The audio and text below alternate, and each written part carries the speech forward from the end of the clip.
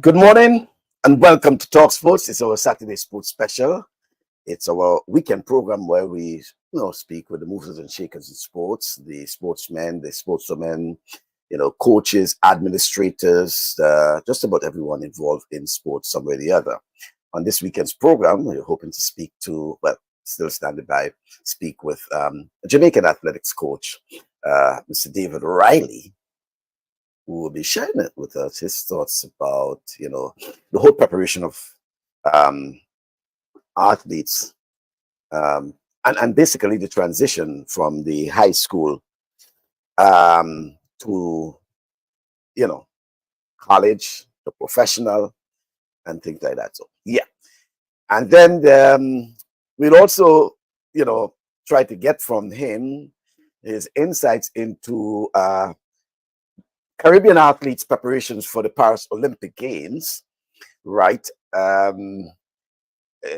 Jamaica and other Caribbean athletes, because when it comes to track and field, especially at the World Championships, Olympics, etc., the all eyes or all attention always turned to Jamaica in terms of the Caribbean and among the, the top competitors in the world. And we know this month, the national, what we call it, the national championships, the trials as they call it, and how competitive it is.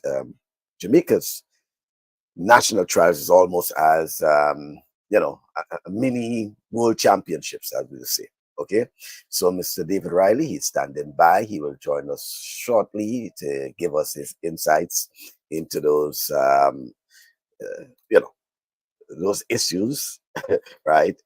And he's no stranger to track and field. He was actually Jamaica's coach at the Carifta Games in Grenada in late March into April. And he gave us his thoughts about why, Jamaica's competitiveness, their dominance, especially in track and field. And he is also a high school coach in Jamaica. So he's basically well grounded into a number of aspects of technical and has a little bit of administrative skills as well. So Mr. Riley will join us shortly, right? By the way, my co-host in Toronto, Rudy and Sylvan, is actually on the road today. A lot of action is going on, and in Toronto they have the high school championships taking place, and I spoke to him earlier, so he is getting himself organized there as well. So as soon as Mr. Riley completes his his makeup and and things like that, so as I'm monitoring him, he will be on. Right. And just for clarity, there are also a couple of things happening. As you know, there's cricket, World Cup cricket taking place. Okay, I know there's a lot of chatter going on West Indies chances against Uganda, and then we saw the upsets, right? A couple of upsets that took place. Oh, USA over Pakistan. What a game! Oh, it went down to the super over, right? And then we also had the Canada beating Ireland, and then Afghanistan beating New Zealand. And we just into the the first few days of the World Cup, right? What's in store, guys? And then we also have the USATF Grand Prix, New York Grand Prix on, right? The Grand Prix on Sunday,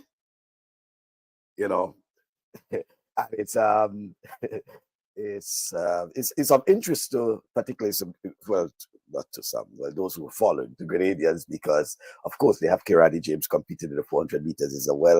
It's star-studded 400 meters, because Wayne Van de Kock is also in that 400 meters. Let me see if I could say good morning to Mr. David Riley. He is there. I mean, Riley, yes, everything is okay, man. not to be shy. You're not shy of camera. You always be on camera. But let me say good morning to you, Mr. Riley. I think we have a slight delay. But Yeah, I'm hearing you. right, you're hearing me. I'm just making sure everything is okay. Ah, man, you're looking fine there, man. Everything is looking good. Yes, yes, I'm hearing you. Right, and nice seeing you.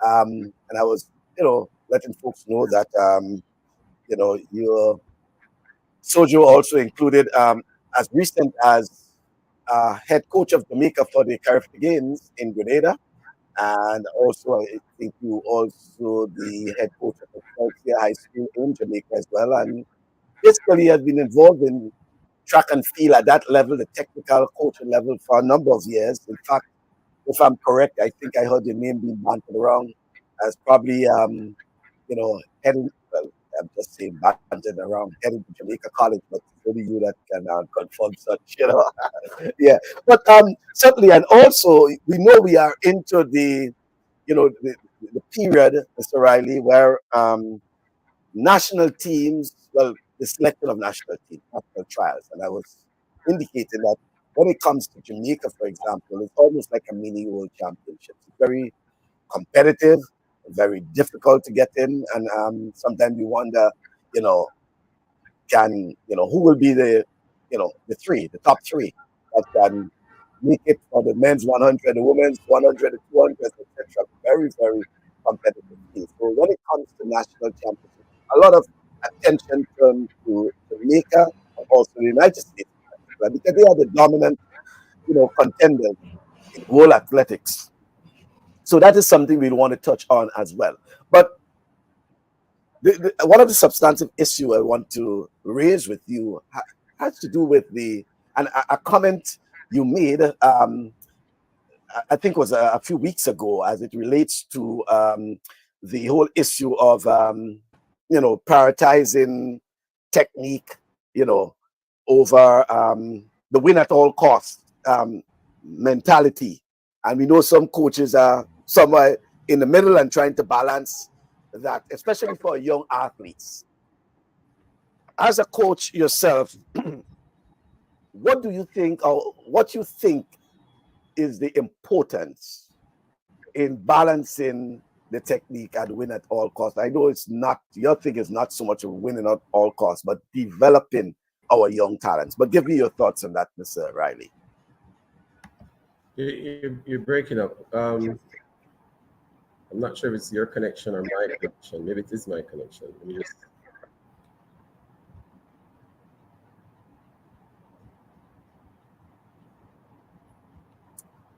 We may have a slight delay, but I think the question to you is your thoughts on the whole issue of prioritizing, techniques over win at all costs.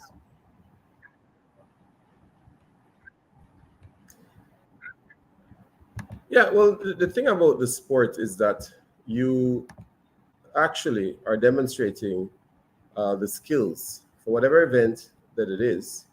There are specific skills that an individual must acquire um, in order to perform at a high level. And many of those skills take a while to master.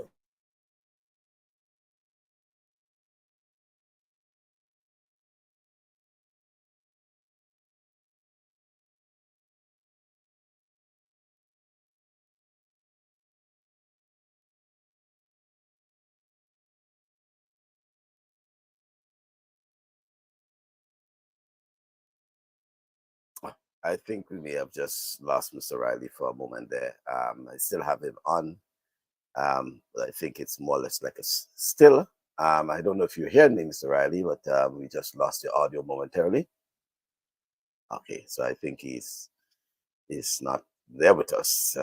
But certainly speaking about the developing the technique of these young talents, and yes, so we have lost it. Yeah, and why some athletes prioritize the proper technique and they think it's more advantageous for young athletes in the long term than the win at all costs. There are those who will tell you it matters about winning, because certainly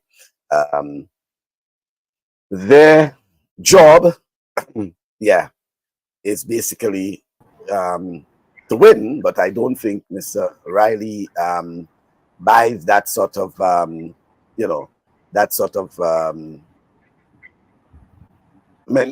mindset that you must win. I think he's more concerned about developing our young talents, and something he has been doing for a number of years. Mr. Riley, just before we lost you, Yeah, you were I'm back with you continuing. actually. Yes. So you was making the point of why you think it's I was saying important.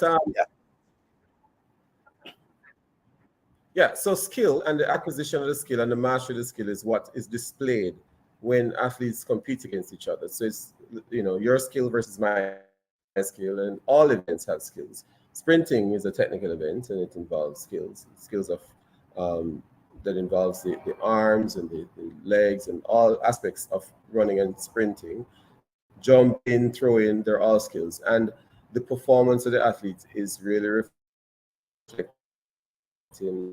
the level of skill that they have acquired. People tend to focus a lot on talent, but talent is just the extra component that will lead to an individual who is consistently training to become the record breaker, or the person who surpasses everybody else's expectations. But you don't need talent in order to do track and field. You need to train and develop the skills, and those come through repetition and guidance that's effective in the particular area and a particular discipline. And we've seen over the years that persons who initially you might not have expected to do very well become a very successful person. That's because they've adapted well, and they've learned well, and the skills they have more than others. And you've also seen cases where athletes who might have started a particular discipline at some point had a switch because they weren't getting a lot of success or not making progress, and then they become the next best thing. I mean, we've had cases where an athlete comes out for sprinting and end up being a very good discus thrower, a national record holder as well. So, it's about the skills and how that individual, through training, acquire those skills and master those skills. And so the emphasis has to be on the skills. It can't be on anything else. And the training program ought to be designed in such a way that the focus is skill and the emphasis is skill. And athletes appreciate the concept that they have to keep repeating this. And sometimes athletes ask me, how many reps must we do? And so you keep doing it until you get it wrong. That's how it ought to be approached in terms of the development of the athlete. And there's also the issue of you emphasizing, and I say you as a coach, how do you get to emphasize the importance of technique to your athletes so that they can understand the whole importance of development? Because it's one thing about you as a coach knowing that, but emphasizing to the athlete that, hey, the technique is important for your development. Right. So the technique is really how it is done. Right. So the technique is just a way of describing how is this skill carried out? How do you sprint? How do you jump? How do you throw? And each of the events have a particular model, that's a technical model, which the coaching is geared at having the athlete master certain components of the technical model. Some of those technical models are really guides, because you have many athletes with this who've departed greatly from the technical model, and that they become part of the study, they become part of the conversation. But by and large, everyone is supposed to hurdle pretty much the same way. The technical model for hurdling is pretty much the same thing for everybody. And so the technique is really the how you go about executing the various movements as part of you doing a particular event. And so it starts a lot from understanding technically what you're supposed to do. If you understand what you're supposed to do, then the drills make sense. Then the repetition of certain components makes sense. And then the emphasis on the skill would then make sense. So it has to start with the explanation, and maybe some examples. And a lot of times coaches might take the the skill level or the example of an elite athlete as the demonstration. When in fact, it might not be the best model or the best to use, but you use an appropriate example. Somebody who has a great demonstration, a great acquisition of the skill that you want the athlete to master, and then you try and get them to see themselves through video analysis, and then they'll be able to know whether they're getting better at it. And sometimes the athlete is a little reluctant to embrace the instructions of the coach because it feels strange, it feels different. And most times I tell my athlete, the correct thing is going to feel strange because it's not what you're used to doing. And if we're trying to move you to a better technical model, then it's going to feel weird. So don't, avoid that weird feeling. That's part of the process in you moving from where you're at technically to where you ought to be technically. And then there's the other component which deals with the exposure of the athletes and competition, and the potential for burnt out or injury. And as a coach, I think it's one of the things that obviously will be concerned to you while developing the techniques and all of that. There's also that component of competition, and then by extension, with competition, the aspect of injury, burnt out, all these things. I mean, so many things as a coach have to be jostling in your mind. How do you go about, dealing with these issues, Mr. Riley? And I say balancing those Well, things. a lot of people disagree. A lot of people might disagree with me. Yeah, a lot of people might disagree with me, but I think burnout is a mental concept. An athlete who is injured and can't recover from their injury is not burnout. I mean, from that and function as though you were not injured. Somebody gets repeatedly injured and then they're frustrated, and the injuries themselves are not what I would describe as burnout, but the mental stress that the individual may have to endure, and the depression and the anxiety. Those are the things that may cause an individual to be exhausted to the point where they can't improve, even though they might be physically fit or physically well, just cannot function. So for me, I think the physical aspect of injuries and recovering from injuries and injury prevention, that must be worked out properly within your training environment. Athletes getting injured and returning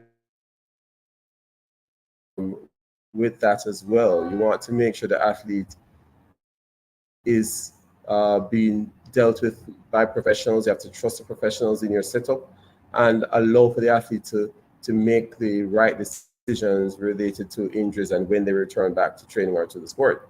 But in balancing the goals with the results, sometimes those are the things, the distance between goals and the results that the person is getting, that might cause frustration, cause them to not be very confident about their ability or their progress. And then they no longer believe. And belief is so important to success and to athletic success because the performance sport. And you have to believe not only that you have the ability, but you also need to believe that you are in the right program, and that what you're doing is contributing to your progress and that you're making progress. If you have any guesses about that, you might very well be doing something else. trying other things to get to your goal. So you must believe that your training program is actually working for you, and your coach is going to be able to take you to you reaching the goals that you set.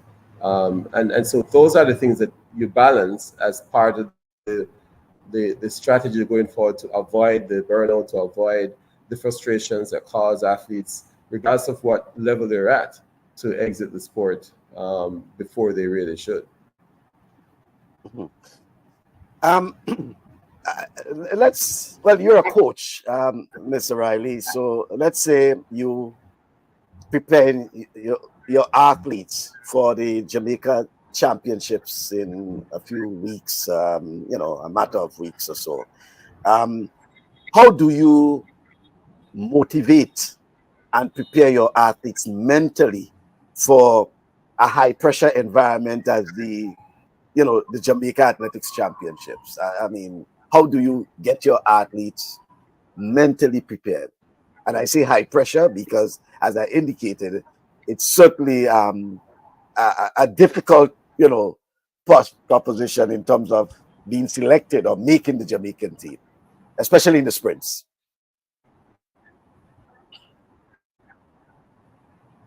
Yeah, I mean, yeah, it's a very good question, and I don't wait until the major championships to stress them. I deliberately stress my athletes in training to deal with those pressures, and then I watch how they respond to those stresses, and then I'm able to know who I need to help further.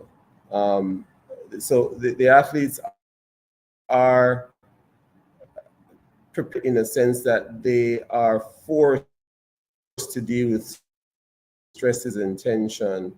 What is required is to get the individual to be relaxed. When an individual is in their most relaxed state, they can produce their best performance. The setting, the circumstances, the importance of the competition are stressors, things that might cause the athlete to be more stressed and less relaxed and mentally for that major competition. You need to at least see yourself in that environment, in that very race, executing with your fierce rivals, and being successful in that mental thought. And the research is there. It shows that what you do mentally does have an effect on the physical, the literal carrying out of the event. And athletes who do not prepare themselves mentally are really at a disadvantage, because a lot of it is going to be, it's going to come down to who's more mentally prepared.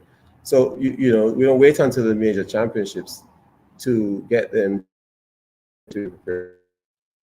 Fortunately for us, we do have so many intense competitions that if they fail in one, they'll bounce back and come back for another one within the same season. So it's just so intense that at some point you must learn how to deal with these stresses and deal with your mental preparedness, and making sure that you at least get to the point where you begin to realize it. Oh, I can actually do better than what I produce if I were to be less stressed in the environment. And just having that honest conversation, after the event, and whether my athletes do well or not, I have that conversation. I'm not satisfied only with the time.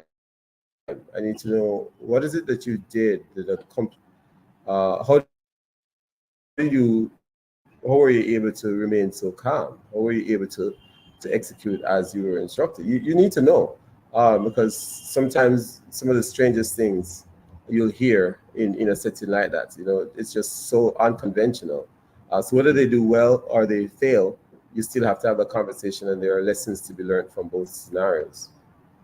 Right, right. Yeah. And are there any specific rival athletes you're keeping an eye on during the championships, and We can probably look at Jamaica. We could look at the USA. Because certainly I think they get a fair amount of coverage, international coverage. But are there any specific rival athletes you're looking at?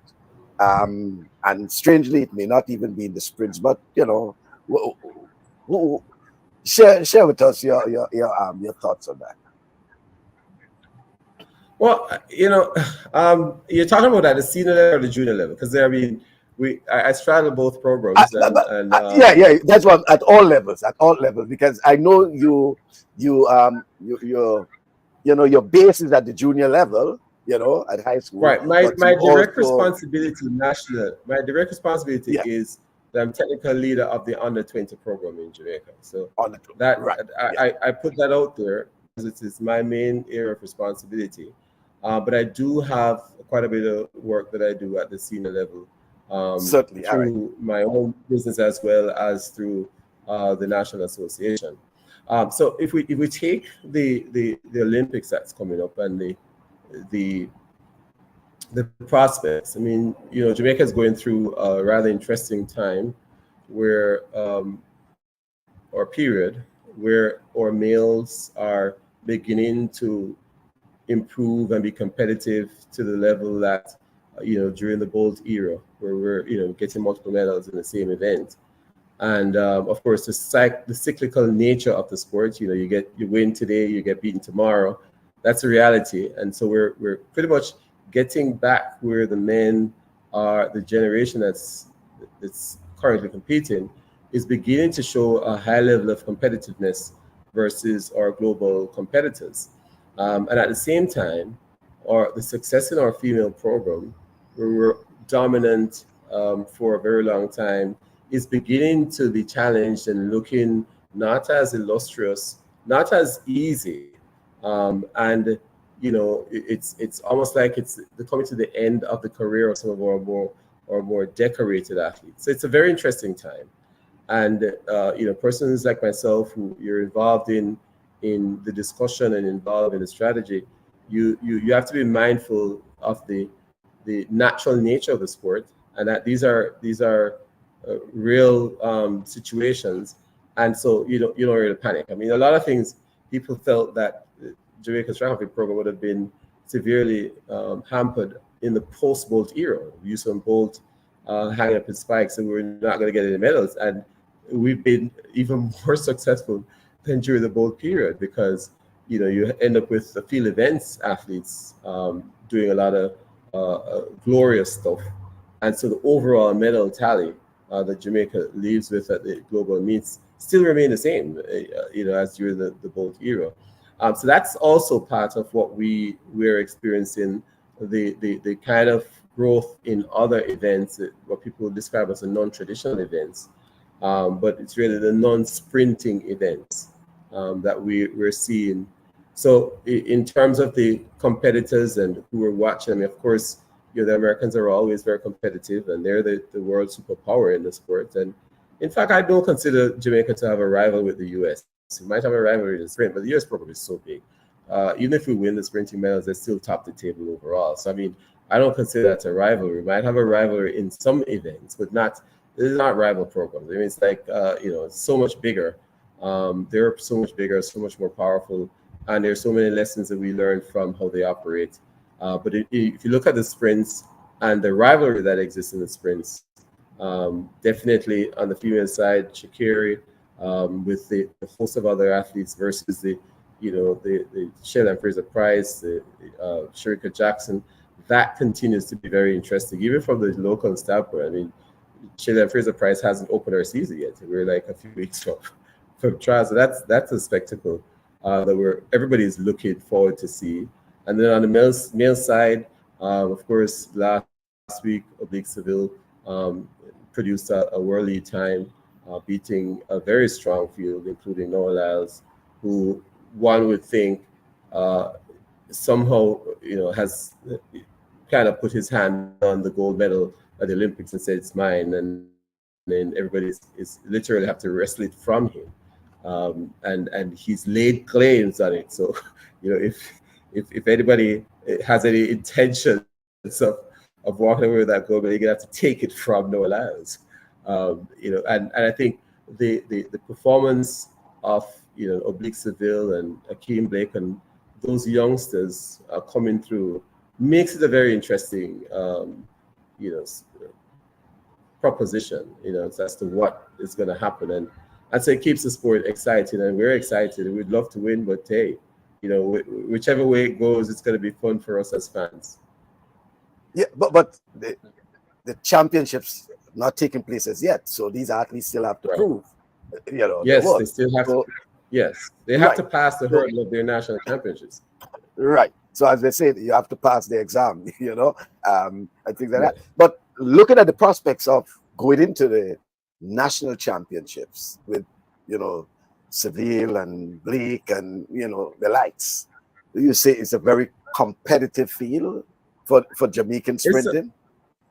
It's a very competitive field. And a lot of people talk about the sprints, as in the short sprint, the 100 meters. But we've had less success in the 100 meters than we've had in the sprint hurdles. And almost when you have a sprint hurdles finals lineup in Jamaica, every single person in those lanes have some global title to their name, whether it be under 20 or Pan Am title or Olympic Games or World Championships.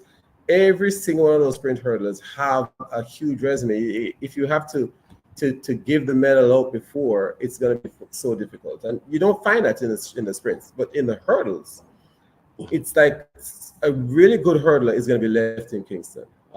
Somebody who have a legitimate claim to a medal is going to be left in Kingston. That's one of the things that we tend to not necessarily notice because of it's been under the shadows of the 100 meters, and we've been in the desert, the wilderness, so to speak, for a global medal in a while.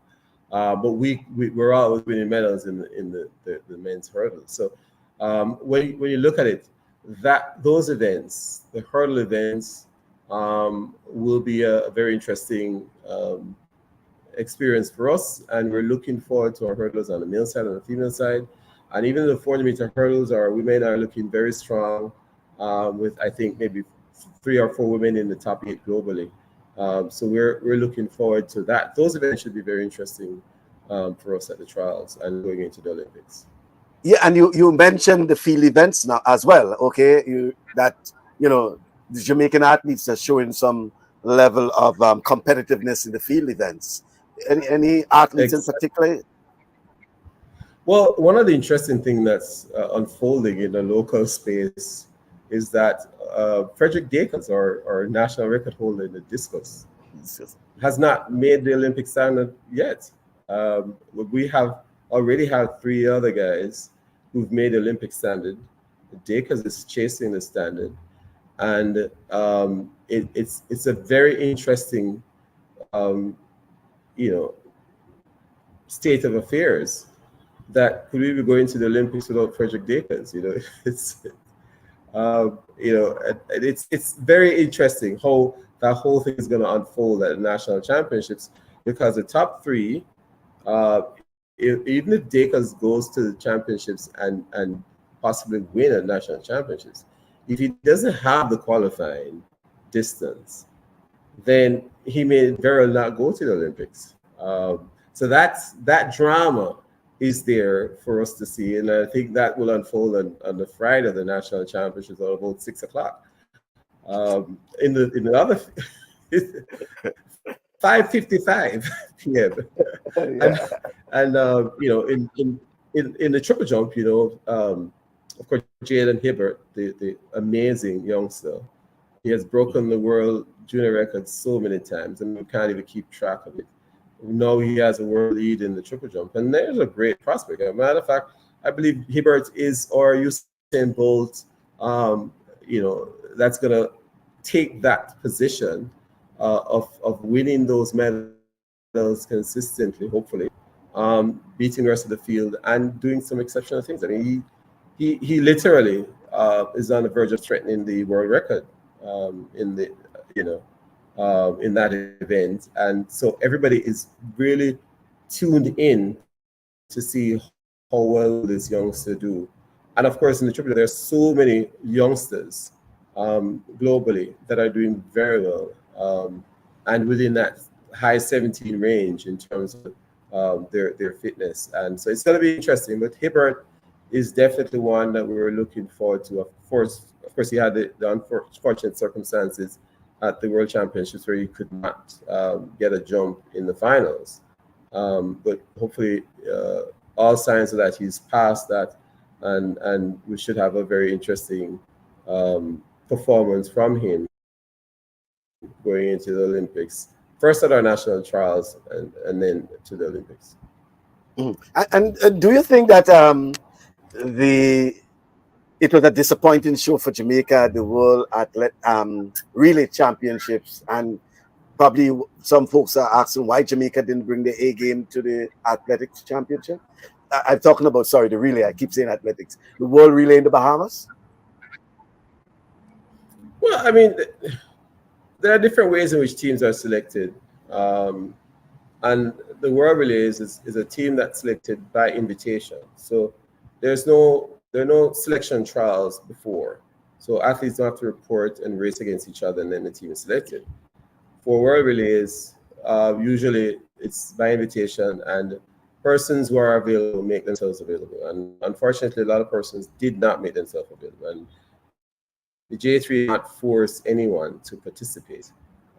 It's whoever is available. That's all they have to use. And unfortunately, some of our best athletes were just not available. And there's nothing that the association can do about that.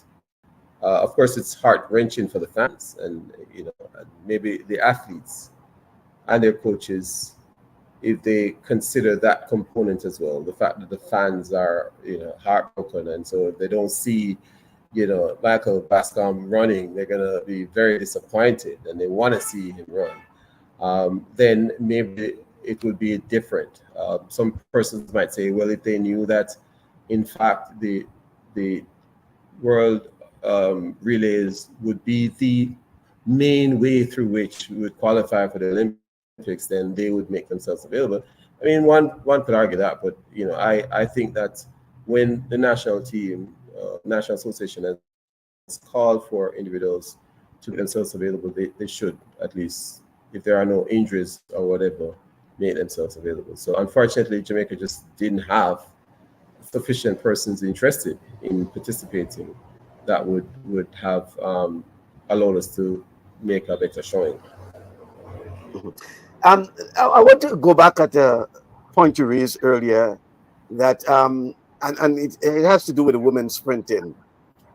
Stallion has not opened her season as yet. Is not so much of a good opener for Elaine Thompson, and and yeah, Jackson is there and about, right? Do you think that we reached to the point in Jamaica female sprinting that they are about to hand over the baton to the the younger female athletes, Well, you or see, that there's one of the something reasons in why I store? love this sport, one of the things with this sport is that it's you have to come with your A game. Um, you can't live off your resume or your accolades. You have to show up at the line, and some guy or lady fires a gun, and the first person reach the line, we're gonna have to give the medal. Track and field is predominantly about place. It's place that is most important in track and field. Place over time. It's not time. It's place. It's the first person that gets to that. The reason why we time it is to be able to compare the Yeah. performance today with other performances. But we could determine the Olympic gold medal without time in the race. The first person reach the line, that's the beauty of the sport. And so it is what you're able to produce on the day. And everybody has to accept that. You as the athlete, you as a fan, it's just who reaches the line first. And so everybody's training program is supposed to be designed in such a way that they are properly prepared and ready on that particular day to show what they have. And that's the trick about it. But we don't have to, like some other sports, guess as to who to select. We just line them up on the first person. Once rules are the competition is done under the proper rules, then we just have to trust the results. And so if those ladies show up and they are not first to the line, then you have to go with the persons who are first to the line, and that's just how it is. We can't do anything else. That's why that's the hope of the sport too. I love it. So someone doesn't have to necessarily wait their turn. If you're the right, if you have the fitness and you have the speed, then you get selected because you select yourself by your performance, and so that's a reality of the sport. It's not like football where some age person is still being given a game over somebody who's younger, and they until they decide to step away, then the younger persons don't get a chance. It's not like that. We can determine who's better, and that's one of the reasons why I love this sport. There are concerns that Mr. Riley, and you should have an idea of that because as coach and as in the technical leader in terms of Jamaica's youth program and traveling with Jamaica youth athletes, about Jamaica basically carrying the weight of Caribbean athletics. Okay, so when you talk about Caribbean athletes or Caribbean athletics, there's always the Jamaica factor. What do you think the other Caribbean islands are not doing and probably should do? And I'm saying that because you have a sort of idea at the level of, let's say, the Carifta Games, as one who has attended and led Jamaica to many of these championships. What do you think these Caribbean islands, the other Caribbean islands, I should say, need to do to step up their game, to be competitive? I mean, certainly not at the level of Jamaica, because in terms Jamaica has the size, they have the program and all these other things, the resources. But there's something that they can do to be as competitive. Yeah, I'm going to tell you in two stories. One, I had an athlete years ago who I was trying to get to do a particular event. He was trying to get him to do the triple jump. He was just not very interested, and he'd come to the training session and not give good efforts. So in any case, he kind of eventually decided to listen to his coach, and I believe that was his best event. And he came and started to learn, and in his first year of training for the event, he had a modest performance at the national championships as a junior.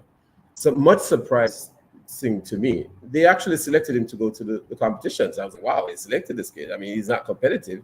He won, but the distance wasn't very, very good. So he went to World Youth, got beaten up really bad, and came back. And he came back so motivated. The next year, the kid almost broke the national record. That's one. The second thing is that I remember I do a lot of workshops in the Eastern Caribbean, and I went to this particular island, and we're there, and coach were talking about their strategy going into Carifta, and they were talking about the fact that this particular group, a relay team, they were not going to send a team because they didn't think that they were going to be competitive. And I think that one of the problems within the other Caribbean countries is that they do too many calculations to see who's competitive and who's not. And experience that comes from the exposure of the athlete to the competition, you'll never be able to calculate how transforming those experiences are.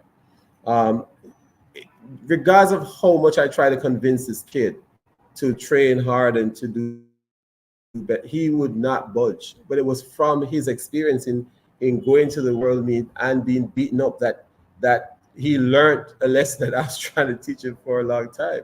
The exposure of the athlete, putting investment in the programs, sending the relay teams, even though you might not think that they're competitive. Too many of the events at Carifta have 5 and 6 athletes. The hurdle events, you never get premiums at some age group. They're always straight finals. You just don't have enough competitors. And so just from a strategic standpoint, going to those events, building relay teams, and sending the athletes out, those are things that I think could be real strategies with immediate effect. And then you end up increasing the number of athletes within your program who are exposed to that level of competition, and then they come back as spokespersons, so to speak. They will bring a different energy into the training program, and you might end up get a much greater effect from improved training attitude and effort, and you end up with a very successful training group because of the exposure that the athlete got when they went to the competition, regardless of how competitive they were. Those experiences have the opportunity or the ability to be life transforming anyway, and you might end up with a very good athlete or even a coach out of that experience who would then impart some very good things to the next generation.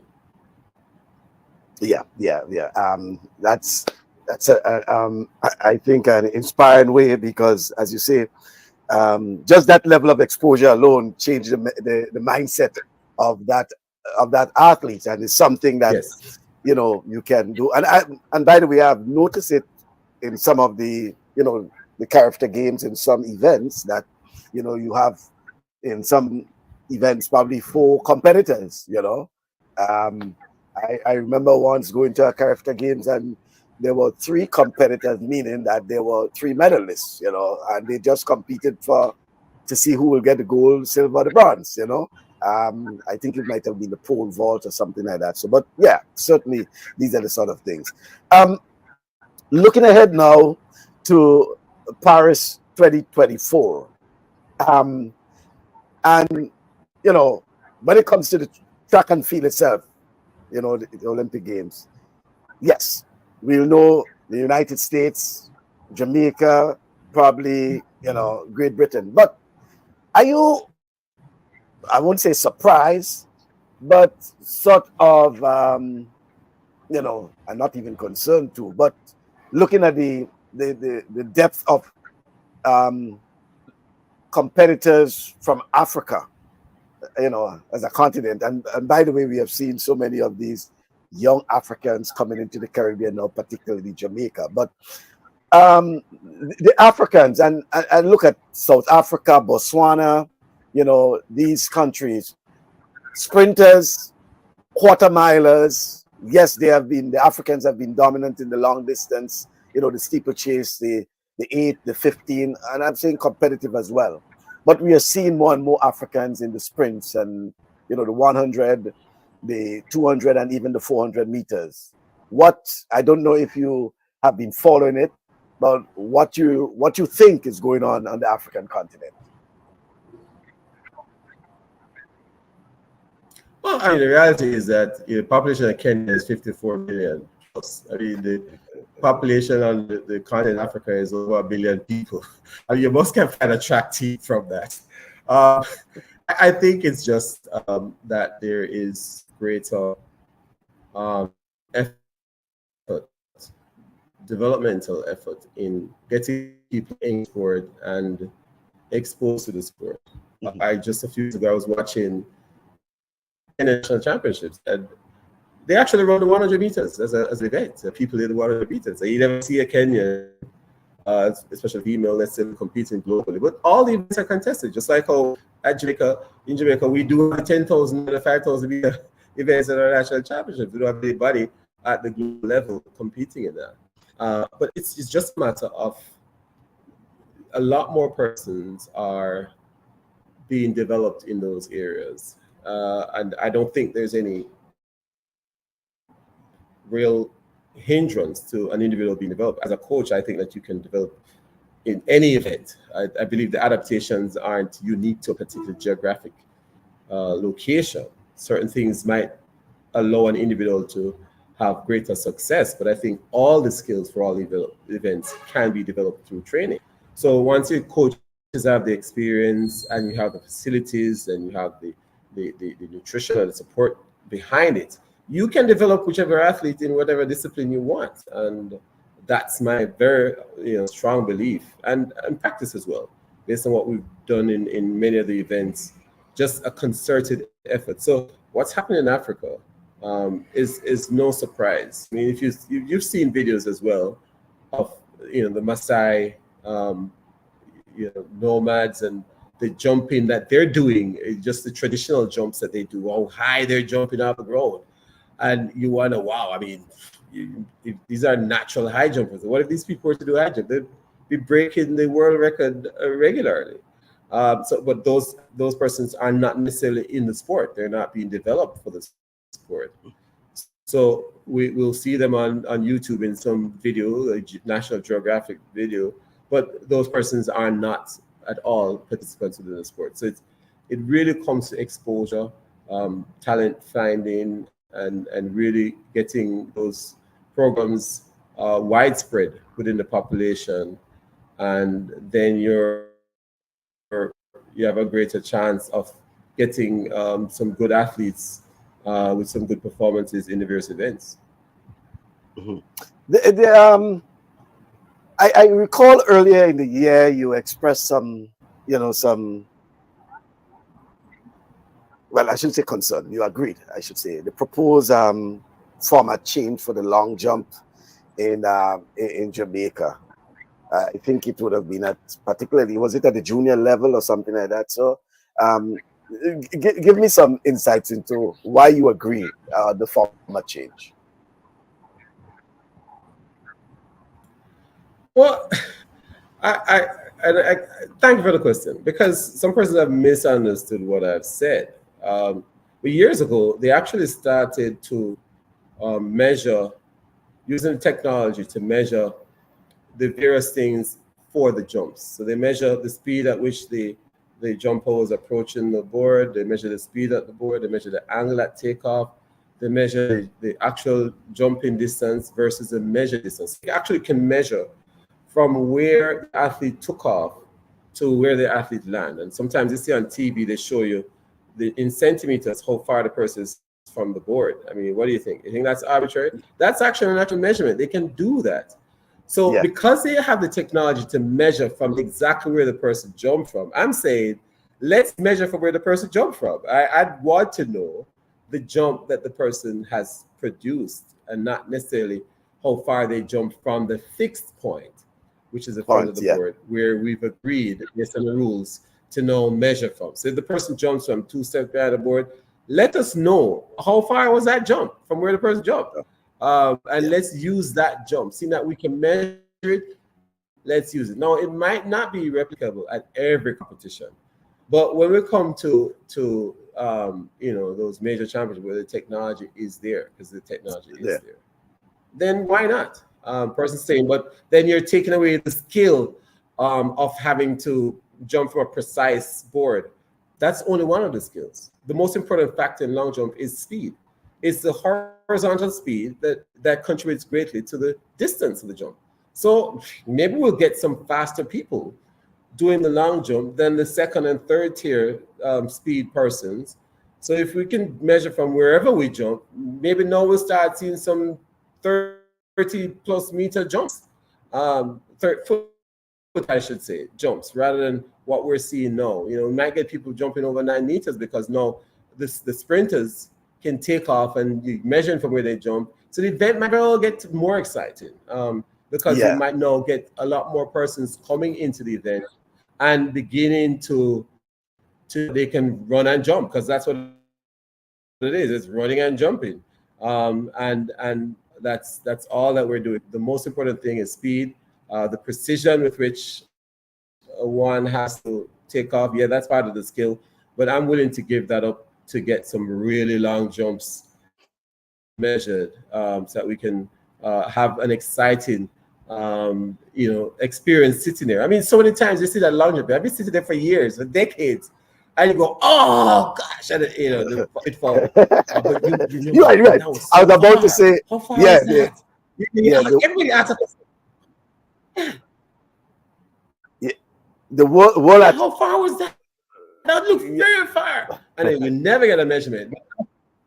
yeah, because I Yeah, think everybody is in that mode. You want to know how far it was. yeah, World Athletics actually said that the move was in, to basically aimed at reducing the number of fouls in competition. Okay, and certainly I think you agreed that they should, and hopefully at um, oh, it will assist the athletes and the coaches. Someone is asking, wouldn't that remove a part of the skill required for the specific discipline? Um, wouldn't that Yeah, remove a part of the skill? of course it would. But that's part of change. That skill might no longer be required because the skill you might now need. You might now see some different flight techniques as a result. You might see some really interesting stuff. Let be. I mean, we've seen even in the sprint relay, they've removed the acceleration zone from the rules. So there's no acceleration zone. Isn't that a removing of a skill? Being able to collect the baton in 20 meters as opposed to 30 meters. That's a change that led to less skill being used, but nobody's complaining about that. I think that change, we shouldn't necessarily be closed-minded to change. We should be embracing it and allow for whatever techniques, new technical models to be developed to see where it goes. And that's what I'm saying. We're actually in an era where everything can be measured. Might as well we measure it. We can tell you exactly how fast the person was at takeoff, what angle they were at takeoff, how high they were off the ground during their flight. You can tell what angle they landed in the pit. They have so many measurements, biomechanical models, that they use with these 3D. I don't know if you're familiar with these 3D cameras that they're Cameras, yeah. using to do this video. It's amazing in terms of what it can do. The speed with which it can measure your speed in flight, can measure everything, and might as well. If you have the technology, then use it. Mhm.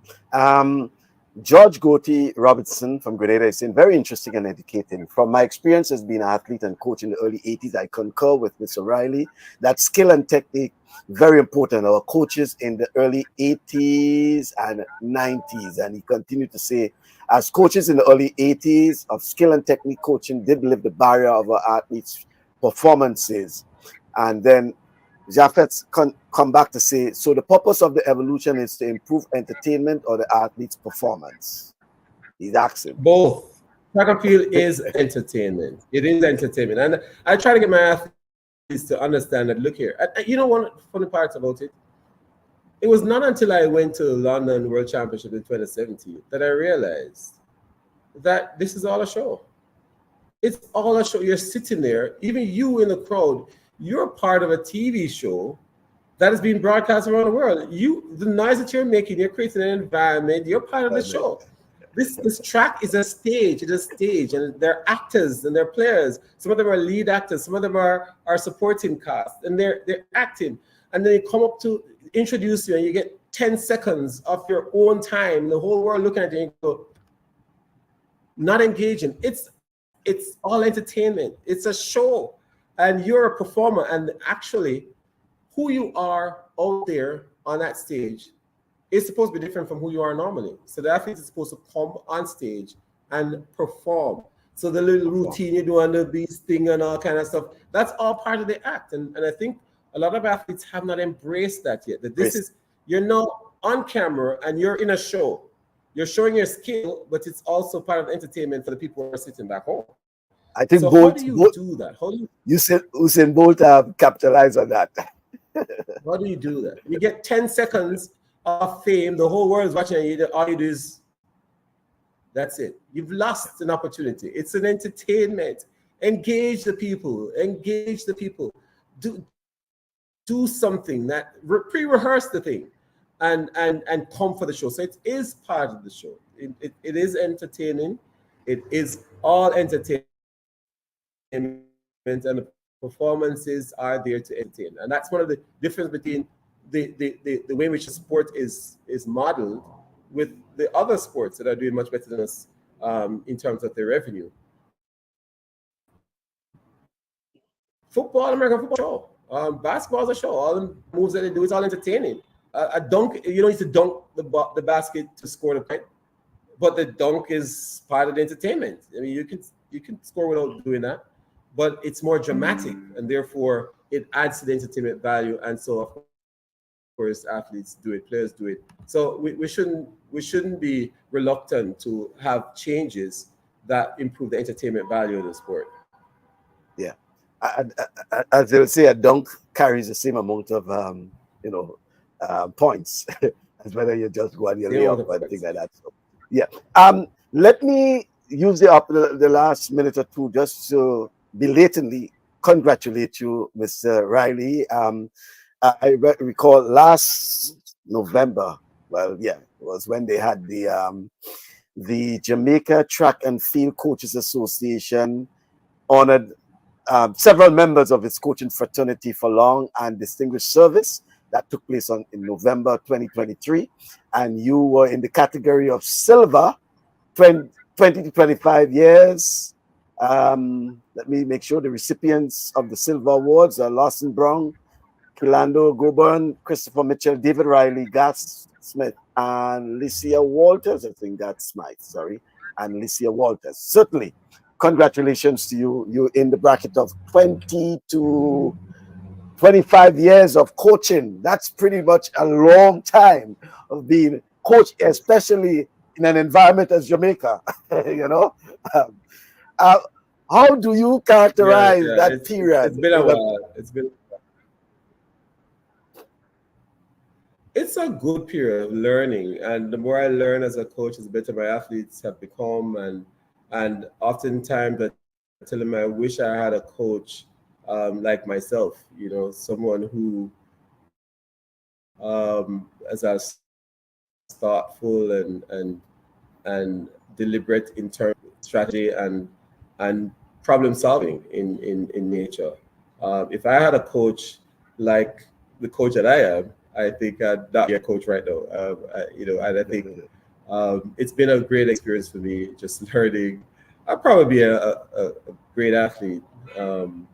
Would have been anyway interested in being a coach. But it's been a really good time just experimenting and really learning and growing, and just imparted my knowledge and experience as well to my colleagues. I do quite a bit of that, and it's great to watch transformation that takes place. And then there's this side of you, Mr. Riley, that I have noticed, others have noticed, and sometimes it's sort of confusing because they don't know if you're a coach because of your persona. You're there, and it's only because you're around the athletes they know, well, he has to be the coach because you're so, as they would say, it's like a football coach on the sideline and they score a goal and you're just there because for you, you expect them to score a goal, so there isn't this big excitement and hurrah and thing like that. So, okay, let's go, guys, this sort of thing. I mean, tell me about that, that side of you,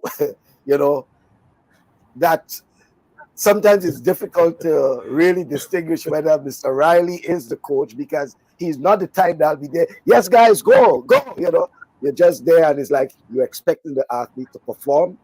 And that is what you expected. And hey, congratulations. Let's go. Tell me. Ask my athletes how am I in training. I'm not very hard to deal with. I'm very aggressive in training. That's where I make my noise. When I'm in front of the cameras, I'm very animated in training. I don't take nonsense at all. I'm very loud as well. So I put the effort in training, and then I go to competition. I don't need to stress the athletes. They've done what they're supposed to do, and going to the competition is to see you repeat the very things that we've been doing in training, and so whatever you do in the competition, I just have to take. Of course, I'll scream at you after. but some of that is done privately. I don't need to necessarily embarrass the athletes and then have to rebuild their self-esteem. So I try my best to do the evaluation in a different setting, and just learn. I've had to learn a lot of control myself. I mean, I've had cases where my athletes send out the team for 4x4, and they just didn't qualify. Well, the guys didn't run because they felt that they didn't have a chance because the main persons were not on the team. And I was like, what the heck? And I was so angry. I mean, if I were to demonstrate or to share my own angle with them at that time, it wouldn't help them. I would have gotten it off my chest, but it certainly wouldn't have been helpful to them. So I just say, you know what, I'll leave it for another time. And it's just my approach to competition. Competition is just not the same as trading, but in trading, I'm fairly animated in trading. Yeah. Well, I want to thank you, Mr. Riley. Always engaging when it comes to talking about sports, and I love that. I saw your engagement at the character games in Grenada. And how easy it was for the journalists to engage with you, get your feedback on certain things, and not just Jamaica track and field, but Caribbean track and field. And I want to thank you for accepting the invitation and speaking to our audience about that. And looking forward to chatting with you in the future as well. Thank you very much, Miss Riley. My pleasure.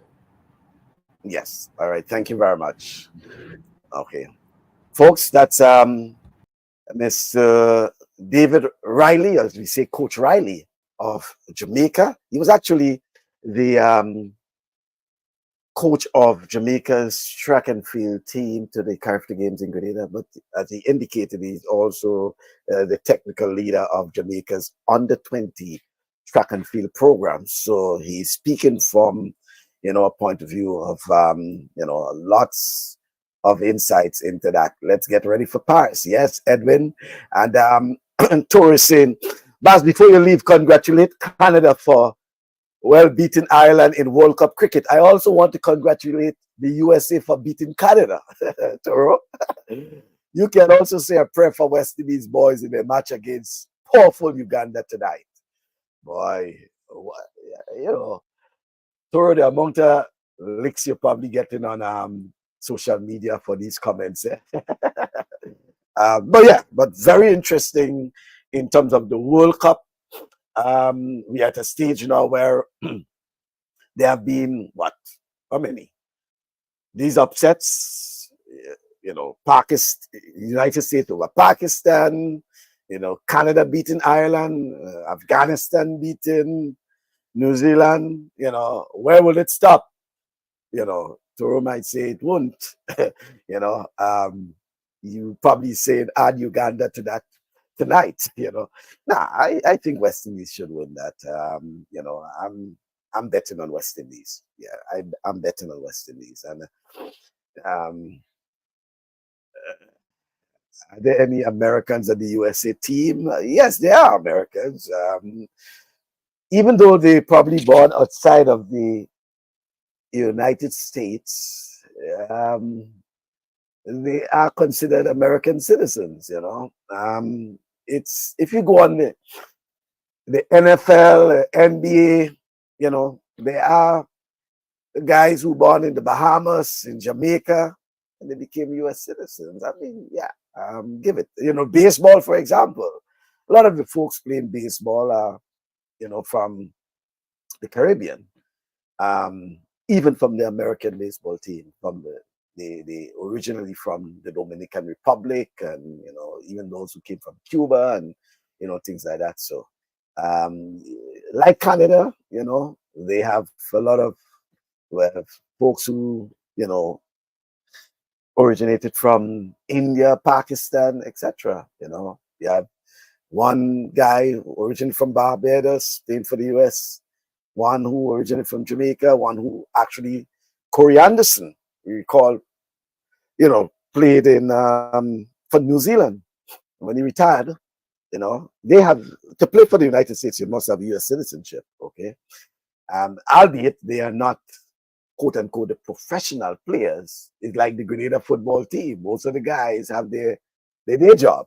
Hopefully, coming out of the World Cup, you never know what will happen because, mind you, I think and I noticed even on the New York Times, for example, an article yesterday regarding that. So don't be surprised that more and more, depending on how the US progress in cricket, that you will find more and more interest in cricket, and then the networks and all of them start getting involved in the cricket, especially in the shorter form of the game. The T20 is certainly one, but then you have the T10, for example.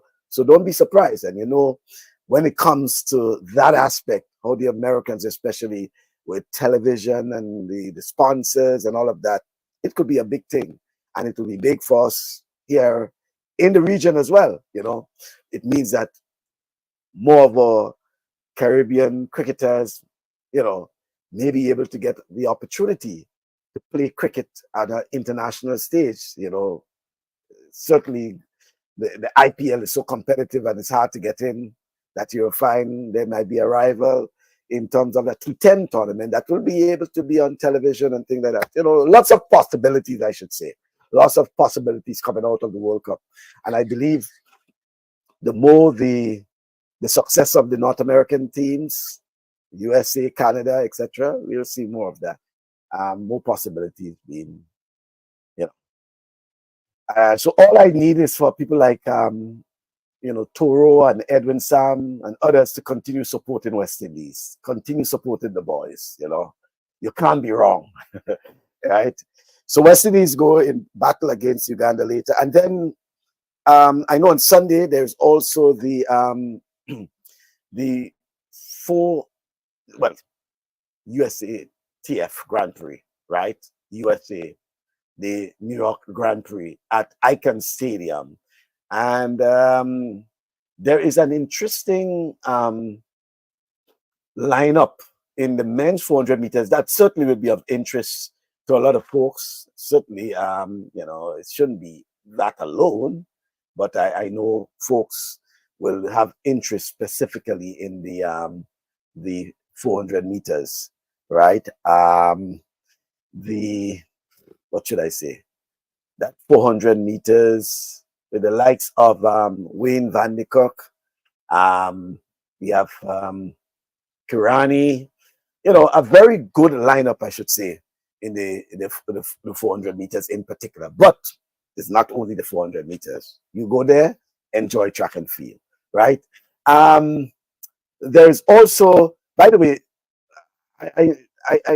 I think I saw a comment earlier, but last night should have been the Sports Award in Grenada, the National Sports Award in Grenada. Yes, Friday, the 7th, should have been that.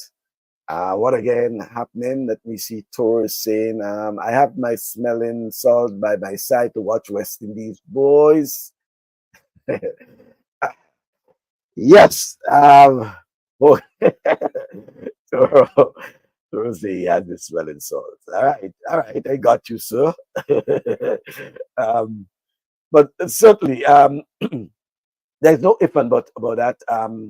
The World Cup is turning out to be, very competitive, very surprising results, I should say. And let's see who will move out of that group stage, and then who will get into the next round. Two top teams in each group, two best teams in each group, as we'll say. Wow. It's match number 2 for West Indies. Once they can get around that, then their opponent, this opponent, then let's see what's in store for the next round. I know it's a bit, it's a nervous period for folks following West Indies. Obviously, they come in on a high, as my good friend Toro say, winning the FET matches, I call them warm-up matches, he called them FET matches. They, whitewash teams and things like that. So, but I'm optimistic of West Indies' chances of making it in. They have the firepower, right? It's just a matter of executing on the day. All right, folks. Thank you very much for in the program. I'm just laughing at some of the comments, but no program next Saturday, God's willing. No program. It's a travel day. So the following Saturday, we'll be back on air with our program, which is actually the 22nd. So no program on the 15th. It's a travel day first. And on the 22nd, we should be back to discuss more of your sporting issues. By then, we should have a good idea of those who probably making it into probably the best chances of winning the World Cup, because by then we should have completed the the group stage, and we on to the other stages of the competition. Whether the United States will continue on their perfect record, whether West Indies will be there because they are the co-hosts. It will be good for the co-hosts to be into the latter stages of the competition. It will be good. It will be for good viewing, good following. Somewhat disappointed with some of the attendance in the Caribbean. I mean, happy to see how crowds are coming out in Dallas and in New York, particularly. And I'm saying it shows, and it's a good opportunity to capitalize, especially for the organizers in the United States, to capitalize on that momentum in the United States for cricket, the development of cricket, the furtherance of cricket. All right, folks, that's all for now. Hope to see you in, well, not another week time, on the 22nd, I should say, for another program. Until then, happy viewing. Hope to see some of you at Icon Stadium on Sunday. Yeah, I'm saying hope. By the way, it's expected to rain. So just in case, you should probably try to travel with some weather gear. Be prepared for rain, okay? Until then, do have yourself a pleasant weekend.